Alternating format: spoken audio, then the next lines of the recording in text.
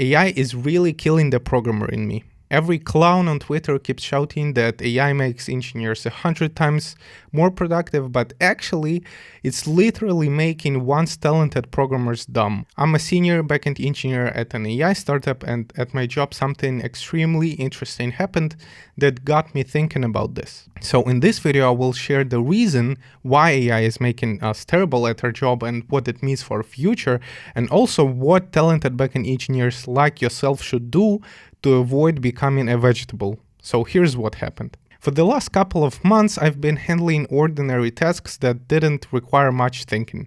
Let's be honest, that's what our day-to-day looks like 90% of the time. But a week ago, for the first time in a couple of months, I had a pretty complex problem I had to solve.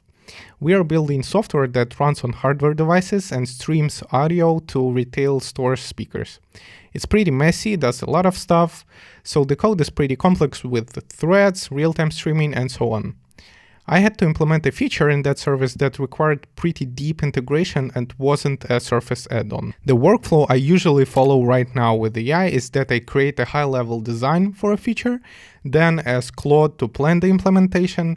I review the plan very thoroughly, then let it implement the feature and review the code after. Then get AI to write tests, review tests, run tests, and stuff like that. I've gone through all of the steps in the process. High-level design was clear, implementation plan, so low-level design was looking perfectly fine.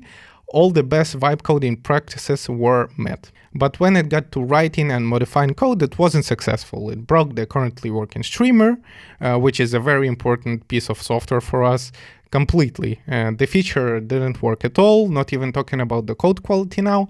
And when I tried to ask it to debug why it's not working, it broke it even more. I spent a couple of hours trying to get it to understand how the servers work so that it can fix the bug. But interesting part was that I didn't even understand it myself. When the third hour passed by, I was stunned, because the muscle that was trained in the past by reading a lot of complex code and finding a way to resolve the issue or implement a better design shrank to the point that I'm not even used to reading code anymore. I'm not an engineer anymore. I'm a vibe coder. I was sitting there from 2 to 10 p.m. struggling to solve something I would have handled in a third of the time before AI. It took me some real effort to come down from vibing back to earth and actually get deep into the code. It was really strange because reading, understanding code and what it does and finding problems in it used to be my main skill. Now I'm not even used to it anymore. It's like coding for the first time. 2 years ago, every day on our jobs, we were naturally getting better at debugging and writing code because we were forced to. Every bug, messy code base, juniors, PRs were slowly increasing our skill. Now AI makes me complete ordinary tasks much faster, and most of those are not even software engineering, to be honest, but kills my ability to do what I'm actually paid for and what I always wanted to do. But there's a deeper question that needs an answer, I think. Should we even try to be in a loop anymore? And I want to be fairly honest, it's a very painful question for me. I'm extremely biased here, but it needs answering now because our course of actions depends on it. So let's try to think through it. It's completely possible that if I sat there for 3 more hours trying to clear Cloud Code's context and prompting it to debug, it would have found the problem and made it work eventually somehow. However, the solution it was going for was very sloppy. Even if it did work eventually, it would be such a mess. But does anyone care? If it works, who cares what's going on inside? What if Cloud Code does this feature and all consequential features in the future? If it works and passes the acceptance criteria, no one needs to know how. And that's the answer, guys. Actually, the most interesting part of the sentence is acceptance criteria. And recently I've read an incredible article that answers a lot of questions for me about this. So this is a benchmark experiment ran on SQLite database, and it's LLM generated rewrite in Rust. And it absolutely nailed what I was feeling but couldn't put into words. So here's what happened there. Someone used LLMs here to rewrite SQLite from scratch in Rust. So it has 576 thousands lines of code. The thing has a parser, its own query planner, a B-tree implementation, a page cache, all the right pieces, all the right names and stuff. The README claims speed improvements over SQLite. File compatibility and all the stuff, it compiles, it passes the tests and everything, it reads and writes real SQLite files. But it's 20,000 times slower on a basic primary key lookup. Not 20%, not 2x, 20,000 times slower on the most fundamental thing a database does, finding a row by its ID. So let me explain why, because this is where it gets interesting. In SQLite, when you create a table with integer primary key, that column becomes an alias for the internal row ID. So when you say, for example, where ID equals 5, SQLite doesn't scan the whole table. It goes to the B-tree index, does a binary search there, and finds your row, log n time complexity, right? So the Rust version here actually has a working B-tree, and the search function is there, it works correctly, but the query planner never calls it. So there's a function called isRowIdRef that decides whether a query can use the fast path. And it only recognizes 3 magic strings, row ID, and OID, and row ID. If your column is called ID, which is what literally everyone uses, it doesn't match. So logically, every single query fails to a full table scan. It walks through every row one by one, comparing each one. So what it was supposed to do, it was supposed to be checking this one flag that's called isAPK, and it's true, it was sitting right there in a column metadata. This is not a syntax error. This is not a missing semicolon. The code is practically correct in every way that's visible, but it's just wrong.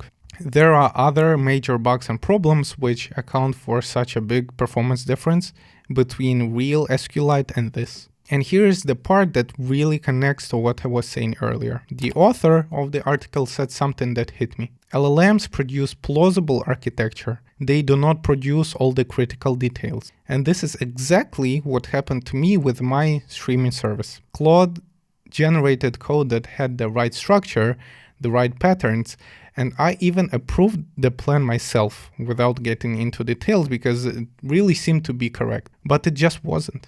Here's where the article says something that I think is the actual answer for us. LLMs work best when the person using them knows what correct looks like. An experienced database engineer using an LLM to create a B-tree would have caught this bug immediately in the code review because they know what a query plan should look like, how it should work. And that's the acceptance criteria thing I was talking about. In product management, it's only about what the feature does.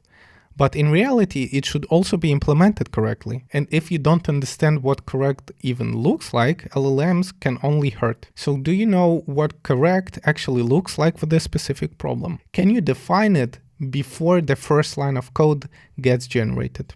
Because if you can, the LLM is genuinely fast and can help.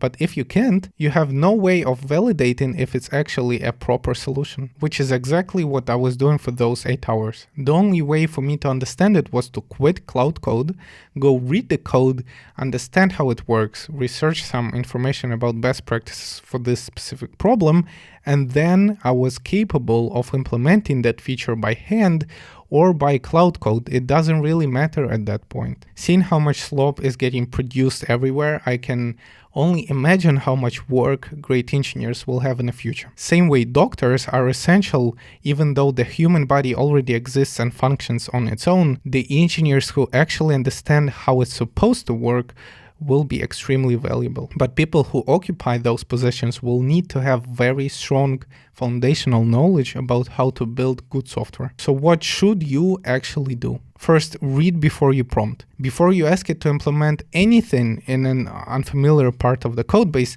spend any time you need reading the code yourself first, not to write the solution, just to understand what correct looks like for that specific context. If I had done this before my 3-hour struggle, I would have caught Claude's bad approach immediately. Second, stay curious about how things actually work. When you use a database, a message queue, a cache, Do you actually know what's happening under the hood? The SQLite example proves that surface level understanding produces surface level code. Make it a habit to go one layer deeper than you need to on at least one thing per week. That's how you build the judgment to stop the query planner never calls the B-tree kind of bug. Third, just do one hard thing manually per week. Pick one task you'd normally hand to AI and do it yourself. Not because AI can't do it, but because the muscle atrophies if you never use it. That struggle happened because I stopped investing in one thing AI can't replace, the judgment. That's why I created the Irreplaceable Engineer Lab.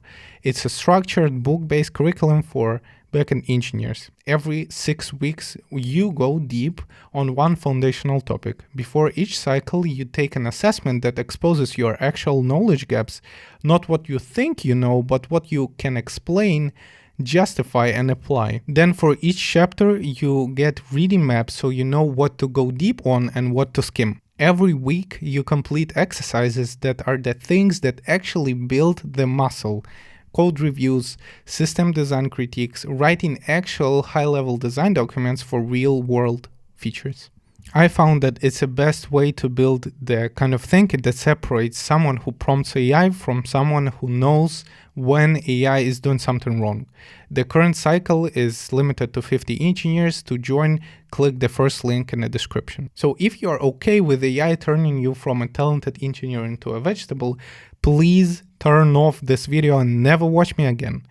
But if you see the problem and you're not willing to let it happen to you, watch this video next. It's for engineers who are ambitious, but honestly a little lazy about doing something about it. That used to be me. Click it. Goodbye.